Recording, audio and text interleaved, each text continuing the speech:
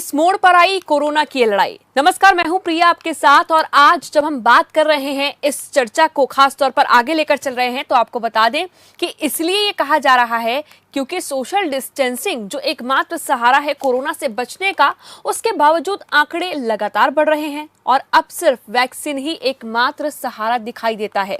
क्योंकि शुरुआत में हुए कई दवाइयों के परीक्षण के सफल नहीं होने के बाद बहुत सारे सवाल जनता भी कर रही है कि आखिर लॉकडाउन कब खुलेगा, कोरोना वापस कब जाएगा।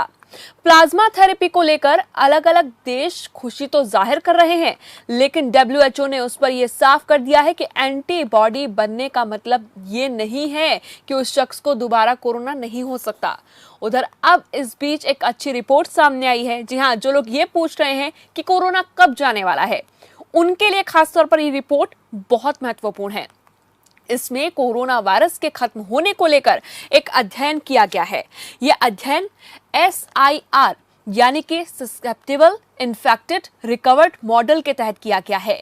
यह भविष्यवाणी लुओ जियांग्सी 2020 के थ्योरी और कार्यप्रणाली पर आधारित है और इसे SUTD data driven innovation lab और Singapore University of Technology and Design ने संयुक्त रूप से प्रकाशित किया है, जिसे हम आपको कुछ ही देर में ग्राफिक्स के जरिए भी दिखाएंगे कि आखिर किस तरह से आंकड़ों में जाहिर किया जा रहा है कि किन किन देशों में कब कब कोरोना की वापसी हो सकती है। ये बहुत महत्वपूर्ण है कि आखिर कोरोना कब खत्म होगा। और आपके मन में भी ये सवाल उठता होगा क्योंकि अभी जो लॉकडाउन चल रहा है वो कोरोना के कारण है और कोरोना के कारण ही इस वक्त विश्व भर की रफ्तार रुकी हुई है। सिर्फ एक रफ्तार है जो तेजी से बढ़ रही है और वो रफ्तार है कोरोना की रफ्तार। इसे रोकना बहुत जरूरी है। वैक्सीन का इंतजार हो रहा है। ऑक्सफोर्ड यूनिवर्सिटी जो साफ तौर पर 23 अप्रैल से इंसानों पर अपनी वैक्सीन का ट्रायल शुरू कर चुकी है, वो ये कह रही है कि अगर ये ट्रायल पूरी तरह से सफल हो जाता है, ये परीक्षण पूरी तरह से सफल हो जाता है, तो सितंबर तक हम वैक्सीन तैयार कर लेंगे और वो वैक्सीन बाजार में भी आएगी। इससे पहले हम जब बात करते हैं 2002 में आई सार्स बीमारी की, जो कोरोना का ही एक साफ तौर पर एक तरह की बीमारी थी, अनजान बीमारी। फिर मर्स आई, मर्स में भी इसी तरह की चीजें साफ तौर पर दिखाई दी। इन दोनों को लेकर वैक्सीन तैयार करने की बात निकलकर सामने आई। वैक्सीन तैयार भी की गई, लेकिन वो बाजार में नहीं आ पाई।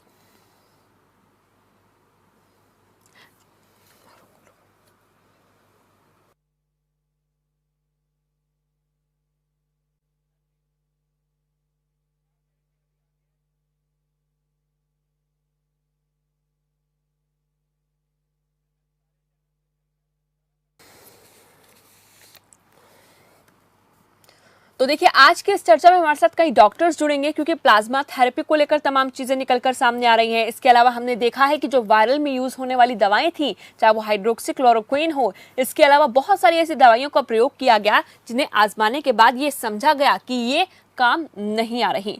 वैक्सीन पर कितना ज्यादा निर्भर रह सकती है पूरी दुनिया, इस तमाम चीज को लेकर हम यहाँ पर बात करेंगे। इस वक्त हमारे साथ डॉक्टर रामकेश सिंह परमार जो फिजिशियन हैं जयपुर से, वो हमारे साथ जुड़ चुके हैं। बहुत बहुत स्वागत है डॉक्टर साहब आपका। और डॉक्टर रामकेश जी, जब हम बात कर रहे हैं आज कि अब आगे क्या होगा, तो किस चीज पर हमें निर्भर रहना चाहिए? क्योंकि हमने ये भी देख लिया है कि गर्मी को लेकर जो एक पहले भविष्यवाणी की गई थी कि गर्मी से ये जो कोरोना है वो दूर रहता है, लेकिन ऐसे में गर्म देशों में भी ये लगातार फैल रहा है।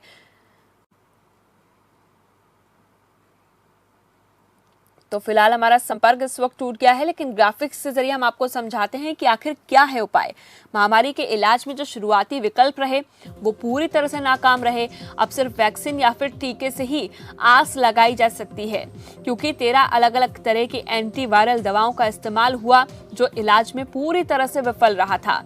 साथ ही 38 से 40 डिग्री की गर्मी में भी तेजी से एशियाई देशों में लगातार संक्रमण फैल रहा है। 10 बड़े कोरोना प्रभावित देश संक्रमितों के इलाज में प्लाज्मा थेरेपी में जुटे हैं, जिसको WHO साफ कर चुका है कि प्लाज्मा थेरेपी को लेकर इतना भी निर्भर होने की आवश्यकता नहीं है, क्योंकि इसका मतलब ये नहीं है कि एंटीबॉडी का साफ तौर पर बनना संक्रमण को दोबारा नहीं ला सकता। दूसरे रोगों की दवाएं भी कारगर साबित नहीं हुई हैं। हाइड्रोक्सीक्लोरोक्विन उसमें से एक बड़ा उदाहरण है, जिन्हें कई देशों ने भी मांगा। भारत से रोशनी और तेज गर्मी का दावा भी पूरी तरह से फेल हो चुका है। वहीं कोरोना के खत्म होने पर जो भविष्यवाणी हुई है, इसे SUTD डाटा डाइवेन इनोवेशन लैब और Singapore University of Technology and design का प्रकाशन माना जा रहा है, जिसमें ये साफ किया गया है कि किस देश में कब आखिर कोरोना संक्रमण खत्म हो जाएगा। आपको बताएं कि SIR मॉडल के तहत इसका अध्ययन किया गया, जिसमें तमाम चीजों का, तमाम देशों का जिक्र किया गया है। महामारी के जीवन चक्र से लेकर इसके खत्म होने तक का अनुमान लगाया गया है, जो बहुत ही महत्वपूर्ण साबित हो रहा है। विभिन्न देशों में कोरोना के बढ़ते और घटते संक्रमण के आधार पर ये जो रिसर्च की गई है, खासतौर पर सिंगापुर यूनिवर्सिटी की जब हम बात करें, भविष्यवाणी लुओ जियानक्सी 2020 की थ्योरी और कारण प्रणाली पर आधारित है। ये जानना बहुत जरूरी है। देखिए, रिसर्च के मुताबिक अगर बात विश्व की जाए तो पूरी दुनिया में 29 मई तक कोरोना के 97% मामले खत्म हो जाएंगे। हालांकि कोरोना का संक्रमण पूरी तरह से 8 दिसंबर तक ही खत्म हो पाएगा, यानी कि 100% की अगर हम बात करते हैं।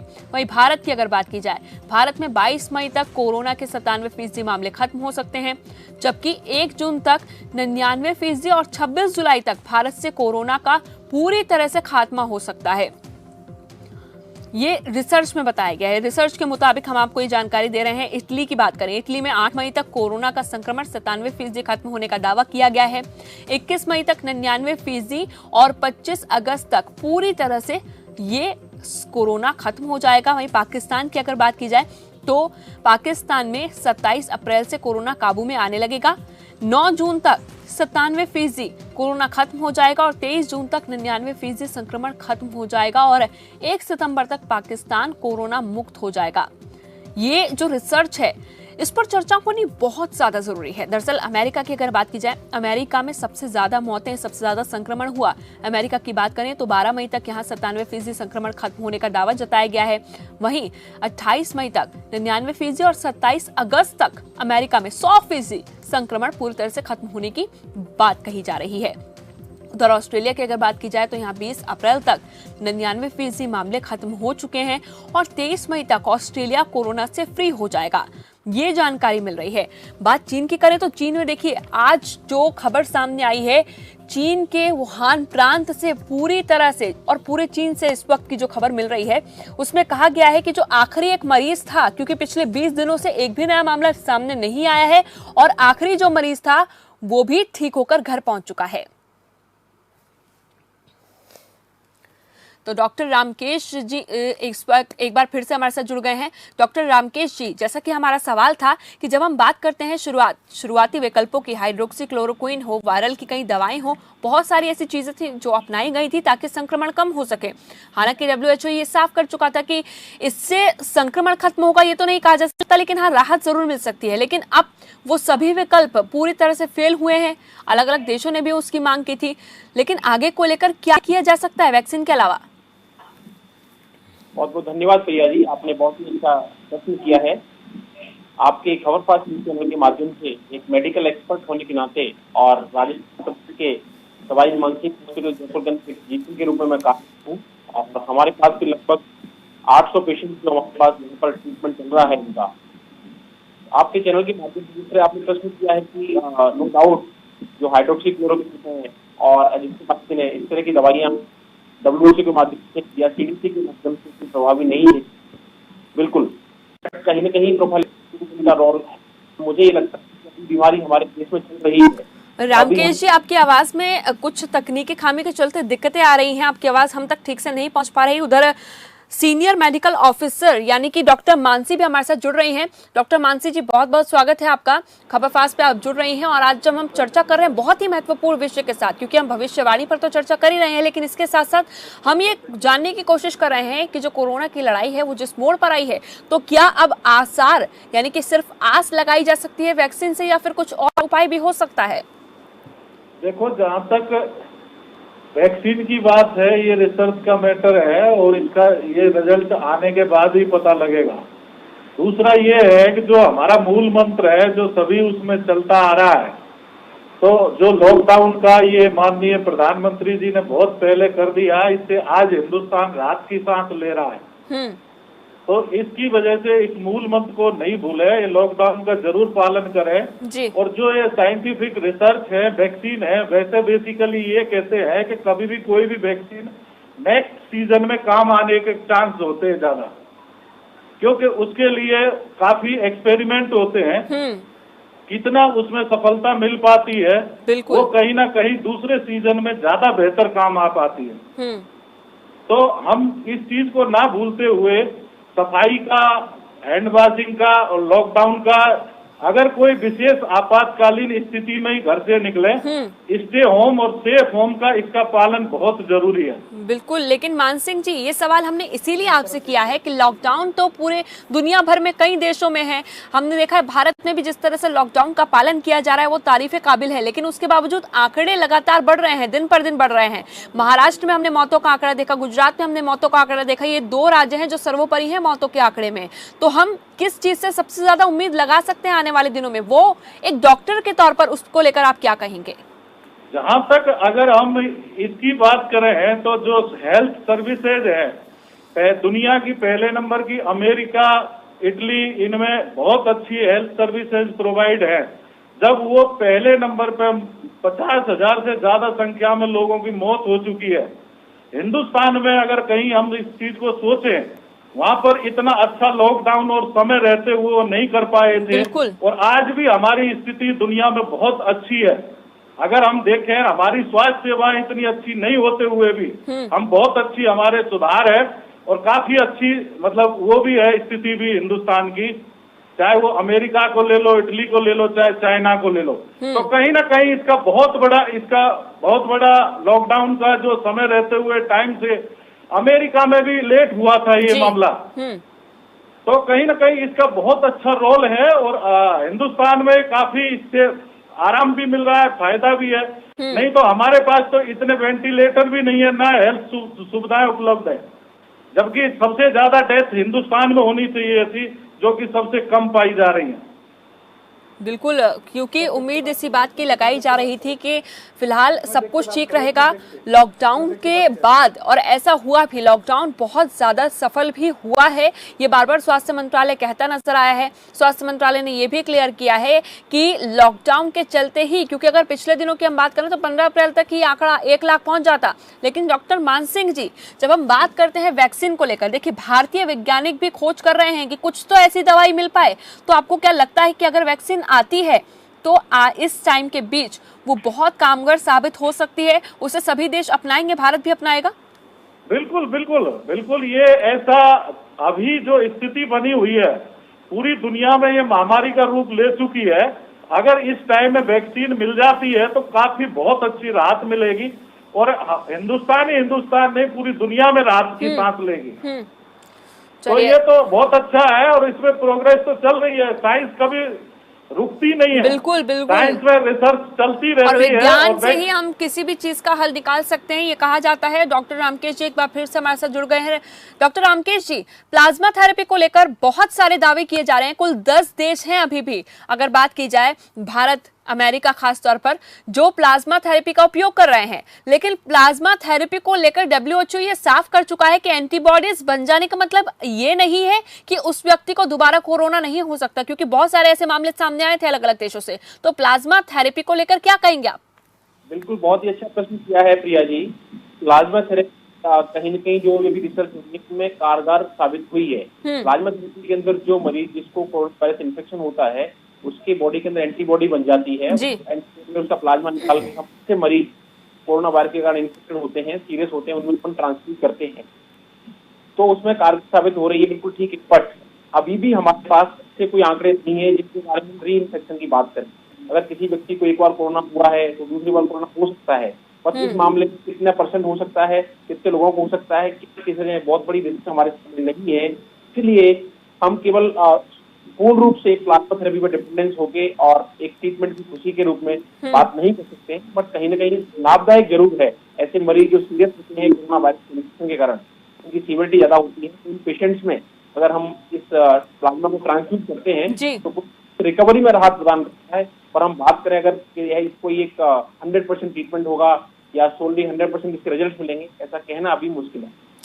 डॉक्टर रामकेश जी, देखिए आपने जो जवाब दिया उसी जवाब में से एक बहुत महत्वपूर्ण सवाल जो मेरे मन में उठ रहा है इस वक्त। देखिए ये कहा जा रहा है कि जितने भी अभी तक डोनर्स आए हैं, यानी कि जो लोग तैयार हुए हैं एंटीबॉडीज देने के लिए, यानी कि प्लाज्मा थेरेपी के लिए, 20 ऐसे लोग हैं जो अभी भी सामने आए हैं निकलकर। उनका पूरा हेल्थ चेकअप किया जाता है, उनका ब्लड टेस्ट भी होता है और हर तरह के पूरे बॉडी चेकअप्स किए जाते हैं ताकि किसी भी तरह की कोई भी गलती ना हो। लेकिन क्या उसके बावजूद जो संकेत WHO द्वारा दिया गया है, क्या उससे ऐसा लगता है कि किसी भी तरह से खतरा हो सकता है प्लाज्मा थेरेपी में किसी भी मरीज को? प्लाज्मा थेरेपी के अंदर जो एंटीबॉडीज होती हैं, उस एंटीबॉडी कहीं भी जब एंटीबॉडी ट्रांसफ्यूज होती है किसी की बॉडी के अंदर जी, तो कहीं ना कहीं कुछ % रिस्क तो नो डाउट रहते हैं। एंटीबॉडी मीडिएटेड जो रिएक्शंस होती हैं, जैसे हम बात करते हैं ब्लड ट्रांसफ्यूजन की, अगर किसी व्यक्ति में ब्लड ट्रांसफ्यूजन होता है, नॉर्मल ब्लड ट्रांसफ्यूजन, तो उसके अंदर भी कुछ % ऑफ रिस्क जो ब्लड ट्रांसफ्यूजन रिस्क होती है, उनकी रिएक्शन की इंजरी होती है, पॉसिबल है।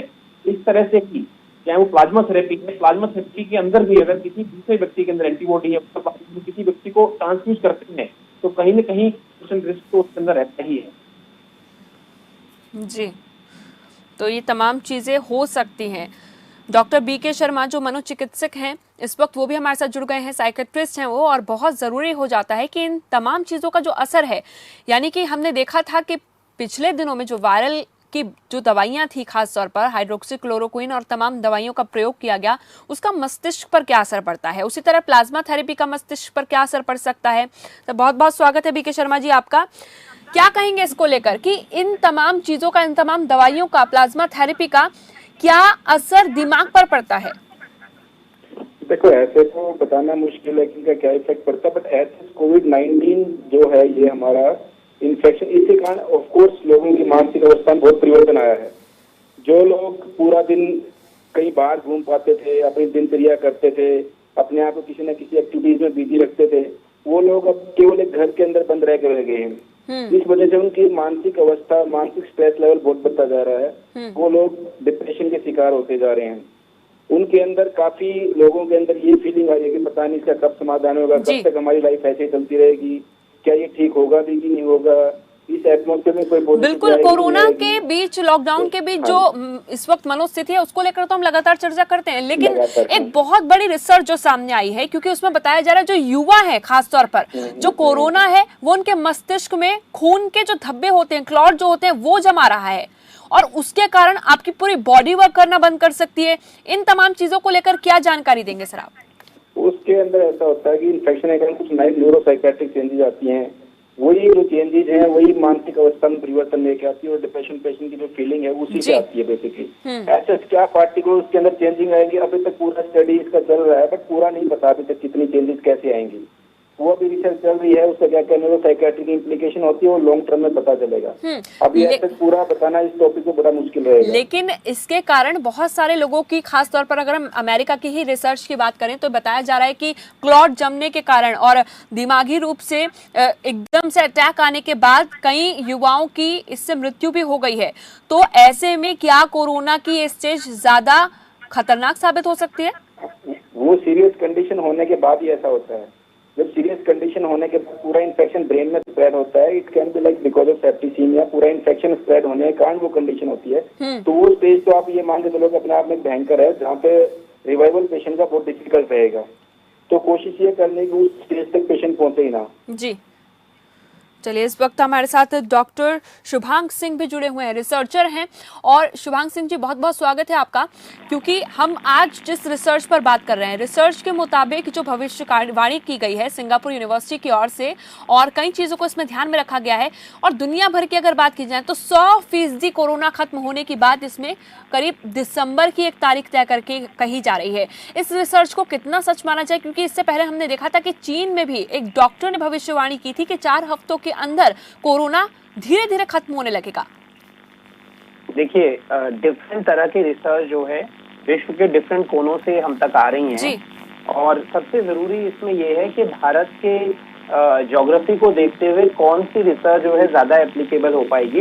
वो भी भारत एक बहुत बड़ा देश है, 134 करोड़ से ज्यादा यहाँ लोग रहते हैं, तो हर तरह की वो एपिडेमोलॉजिकल रिसर्च जो और छोटे देशों में जो है सक्सेसफुल है, वो शायद यहाँ सक्सेसफुल ना हो।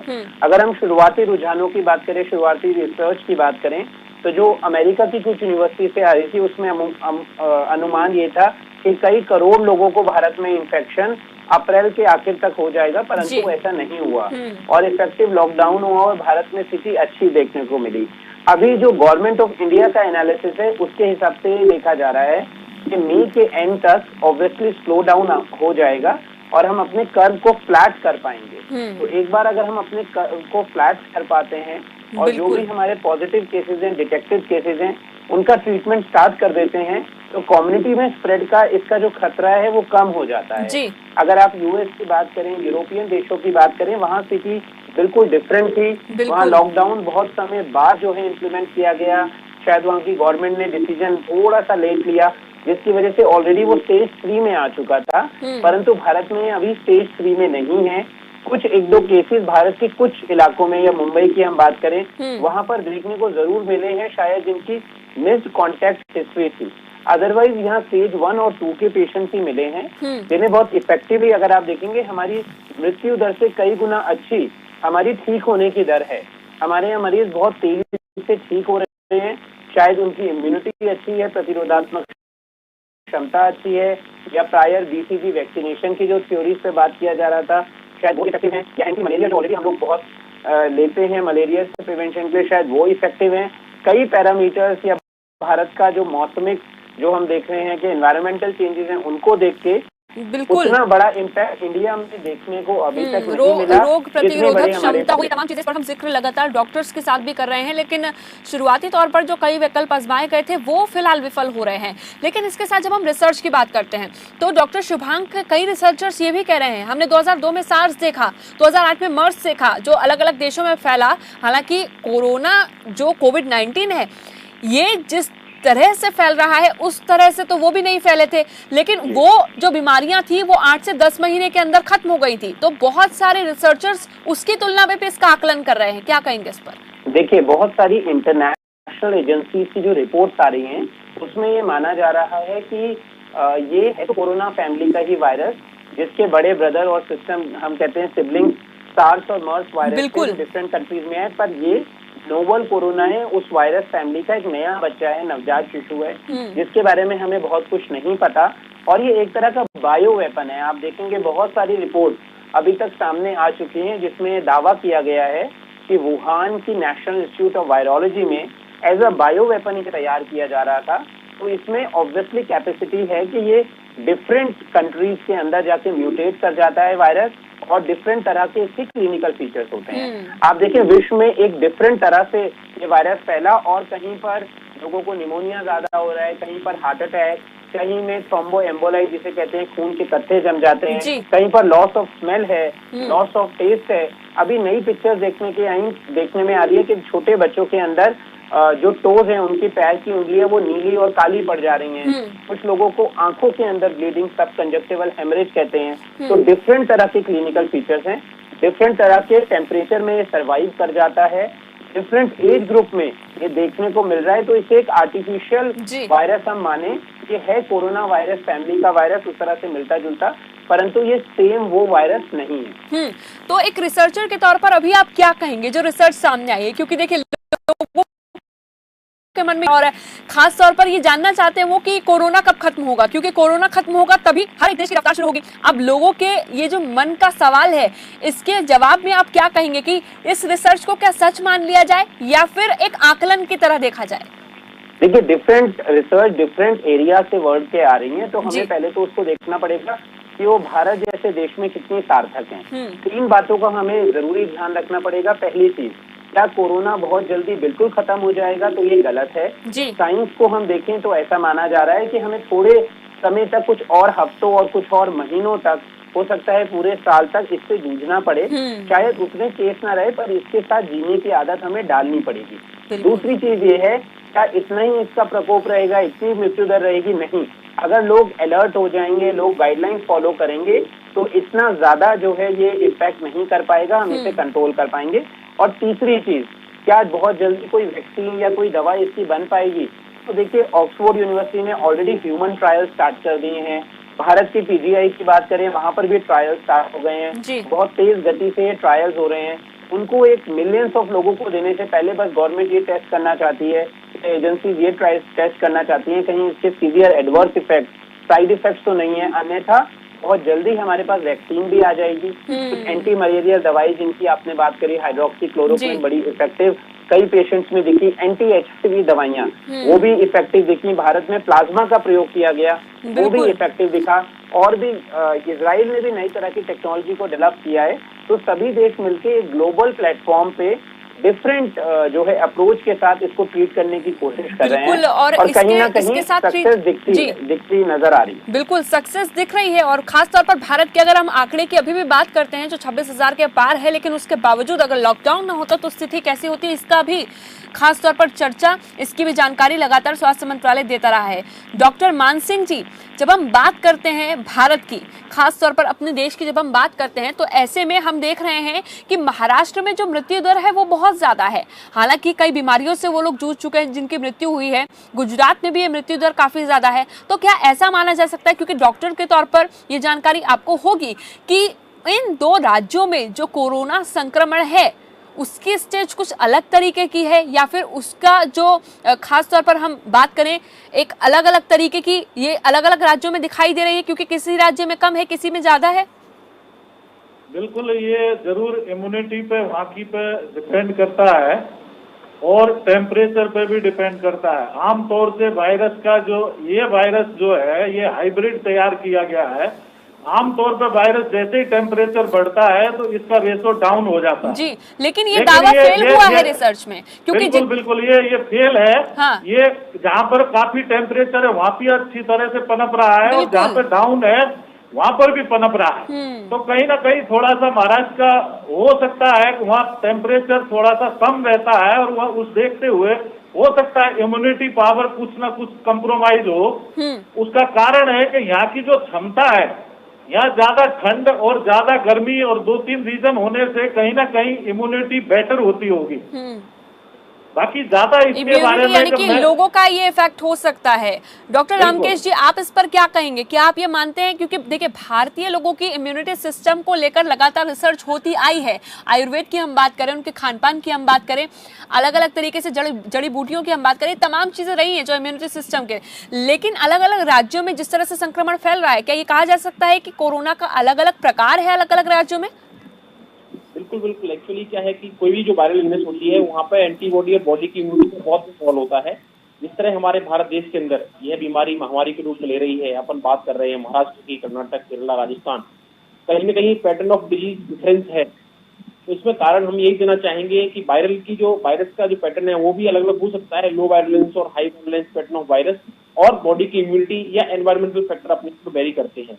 जैसे कि अभी रिसर्च में पता चला है कि टेम्परेचर का कुछ रोल है। एक पर्टिकुलर 35 डिग्री सेंटीग्रेड टेम्परेचर के बाद में वायरस के समय तक एनवायरमेंट में कॉन्टेक्ट में आता है तो वो मर जाता है। बट एक्चुअली हम बात कर रहे हैं एनवायरमेंट की, जब हम घरों में बैठे हैं तो वहाँ चल रही है, वहाँ 35 डिग्री टेम्परेचर ऊपर मेंटेन नहीं होता है, सूर्य की किरणें सीधी नहीं पहुंच रही है, इस तरह के बहुत सारी चीजें हैं वो टेम्परेचर के इफेक्ट को प्रभावित करती है। तो मुझे जिस तरह से लगता है कि ये टेम्परेचर का एनवायरमेंट बढ़ेगा तो कहीं ना कहीं इसमें फर्क पड़ेगा, और यही डिफरेंस विभिन्न स्टेट्स के अंदर। जैसे मैं प्रदेश के मानसिक हॉस्पिटल राजस्थान के अंदर जो बड़ा हॉस्पिटल वहाँ काम कर रहा हूँ, और हमारे के अंदर जो पैटर्न ऑफ डिजीज पेशेंट्स का मिल रहा है सिटी में ज्यादा है। गाँव के सिस्टम में इनके अलग कारण हो सकते हैं कि ट्रांसमिशन और बहुत सारी चीजें, बट कहीं ना कहीं टेम्परेचर और सनलाइट का इफेक्ट है।